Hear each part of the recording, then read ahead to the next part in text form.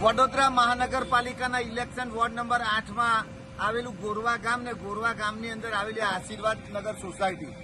એના main road પર ગઈકાલે રાત્રે લગભગ 10 ફૂટ જેટલો ઊંડો અને 20 ફૂટ જેટલો પહોળો મસ્ત મોટો ભૂવો પડ્યો છે।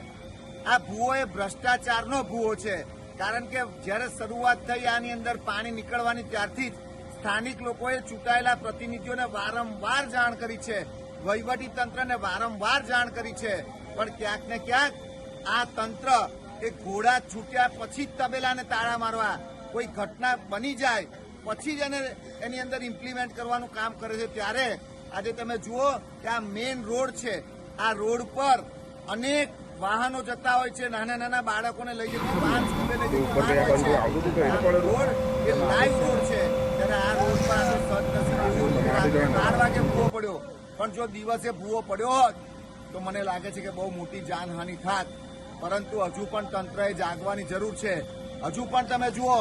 કે ચૂંટાયેલા પ્રતિનિધિઓ અહીંયા કોઈ દેખાતા નથી અને આવી ઘટનાઓ ઘટતી હોય છે, ત્યારે આપણે એક બાજુ સ્માર્ટ સિટીની વાતો કરીએ, 6000 કરોડનું બજેટ બનાવીએ, પણ તમે વડોદરાને અત્યારે